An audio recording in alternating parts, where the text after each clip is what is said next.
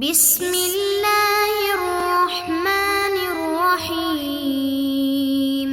السلام علیکم عزیز طلبہ کرام، آپ سب کیسے ہیں؟ آج ہم نور الانوار کے سبق نمبر 135 کو پڑھیں گے۔ آج کے سبق کا عنوان ہے امر موقت کی تیسری قسم۔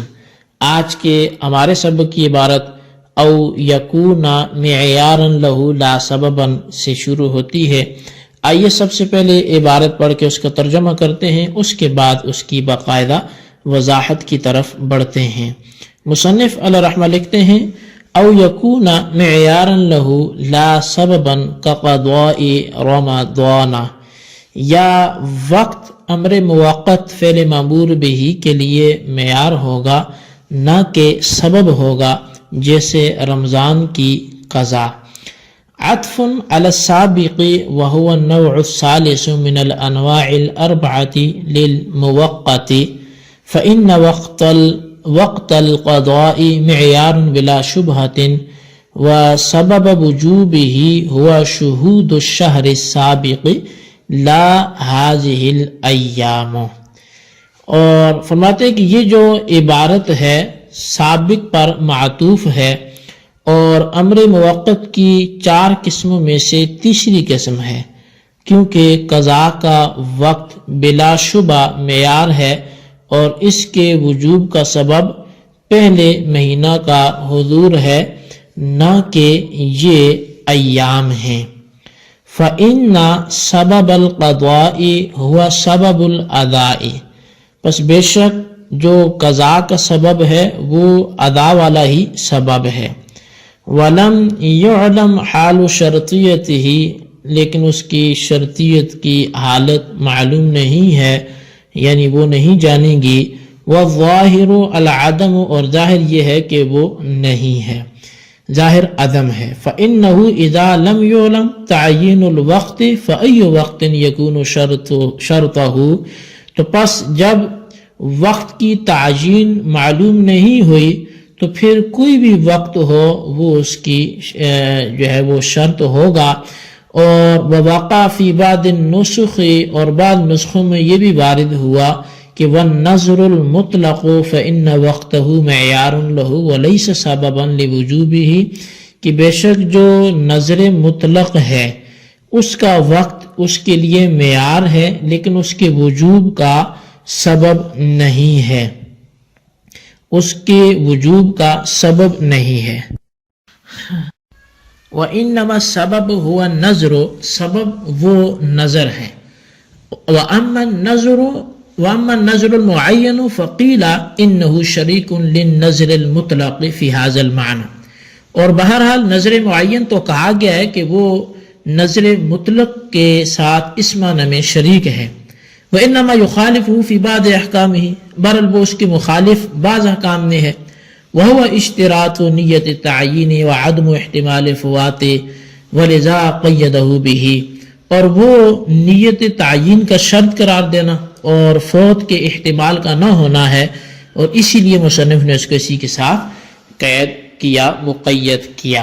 جی طلبہ کرام، یہ ہمارے آج کے سبق کی عبارت کی جو ترجمہ اور اس کا عبارت تھی، سبق کی عبارت تھی اور اس کا ترجمہ تھا۔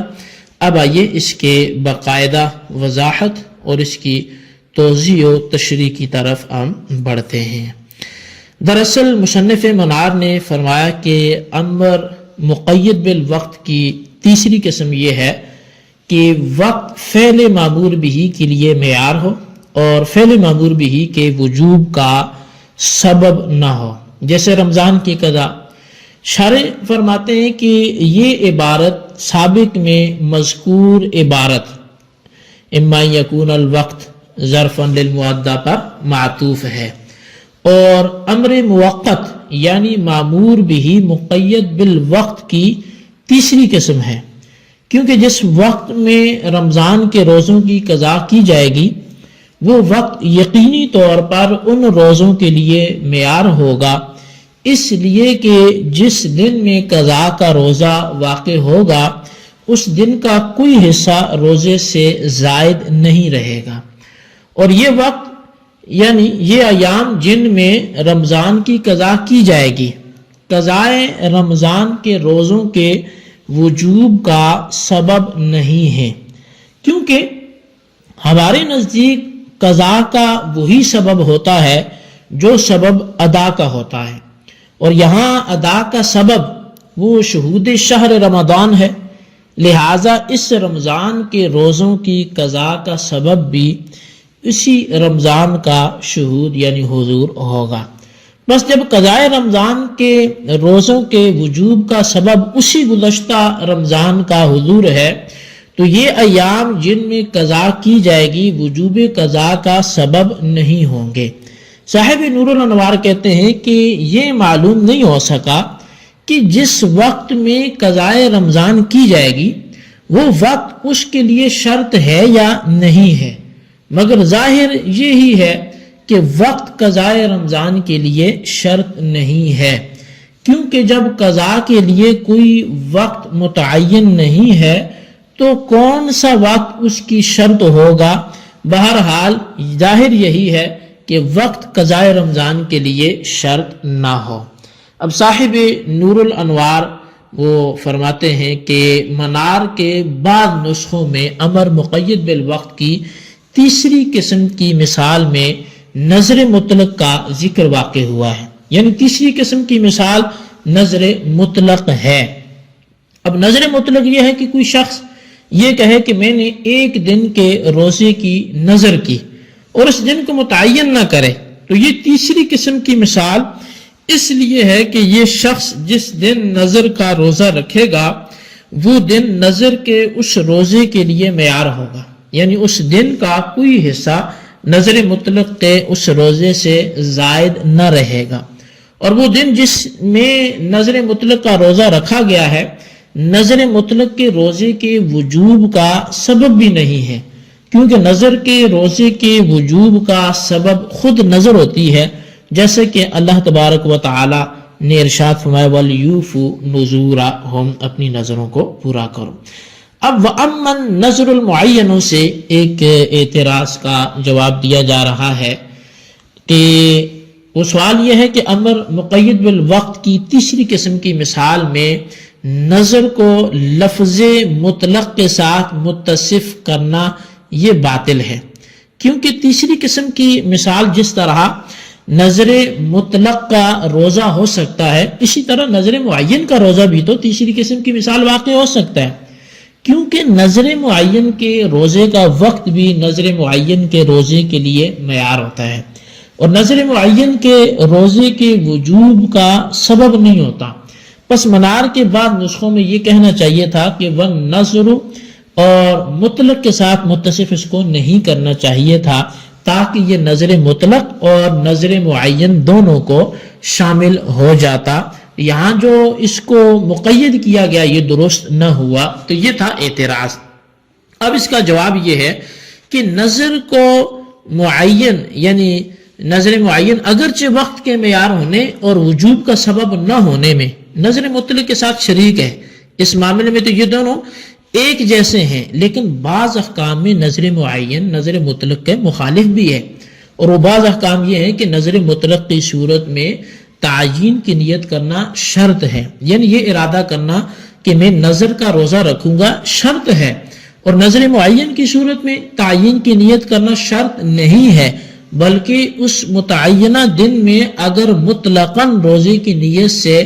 یا نفلی روزے کی نیت سے روزہ رکھ لیا تو بھی نظر معین ہی کا روزہ ادا ہوگا، اور اس کی وجہ یہ ہے کہ نظر معین میں چونکہ وقت متعین ہوتا ہے اس لیے تعین کی نیت کرنا ضروری نہیں ہے، اور نظر مطلق میں چونکہ وقت متعین نہیں ہوتا اس لیے نظر کے روزے کو متعین کرنے کے لیے تعین کی نیت کرنا ضروری ہے۔ دوسرا حکم یہ ہے کہ نظر مطلق میں روزے کے فوت ہونے کا کوئی احتمال نہیں ہوتا، بلکہ جب بھی روزہ رکھے گا وہ ادا ہی ہوگا، قضا نہیں ہوگا، اور نظر معین کی صورت میں اگر معینہ وقت کے علاوہ میں روزہ رکھا تو وہ روزہ ادا نہیں ہوگا بلکہ قضا ہوگا۔ گویا نظر معین کا روزہ فوت ہونے کا احتمال رکھتا ہے، اور رہا قضائے رمضان کا روزہ تو اس میں تعین کی نیت کرنا بھی شرط ہے اور وہ فوت ہونے کا احتمال بھی نہیں رکھتا۔ پس ان دونوں احکام میں نظر مطلق قضائے رمضان کے مشابہ ہے نہ کہ نظر معین کے، پس چونکہ نظر مطلق رمضان کی قضا کے مشابہ ہے نہ کہ نظر معین کے، اس لیے مصنف منار نے نظر کو مطلق کے ساتھ مقید کر کے تیسری قسم کی مثال میں بعض نسخوں کے مطابق النظر المطلق کو کہا، نہ کہ خالی النظر کو کہا۔ حاصل یہ کہ منار کے بعد نسخوں میں تیسری قسم کی مثال میں قضائے رمضان واقع ہے، اور قضائے رمضان کے ساتھ مذکورہ دو احکام میں چونکہ نظر مطلق کو مشابہت حاصل ہے نہ کہ نظر معین کو، اس لیے دوسرے بعض نسخوں میں تیسری قسم کی مثال النظر المطلق کو ذکر کیا گیا نہ کہ محض النظر۔ جی طلبہ کرام، یہ ہمارے آج کے سبق کی عبارت، ترجمہ اور اس کی وضاحت تھی۔ اس کو اچھی طرح سمجھیں، نوٹ کریں، بالخصوص ان سوالات کے جوابات دیں۔ سوال نمبر 1 یہ ہے کہ وَأَمَّا النَّظْرُ الْمُعَيَّنُ سے کون سے سوال کا کیا جواب دیا جا رہا ہے؟ صرف سوال تحریر کریں۔ اور سوال نمبر 2 یہ ہے کہ نظر مطلق کو قضاء رمضان کے روزوں کے ساتھ کیا مشابہت ہے؟ تحریر کریں۔ اللہ تبارک و تعالیٰ سے دعا ہے جو کچھ ہم نے پڑھا سنوں سے یاد رکھنے کی توفیق نصیب فرمائے، آمین بجاہ النبی الامین صلی اللہ علیہ وسلم۔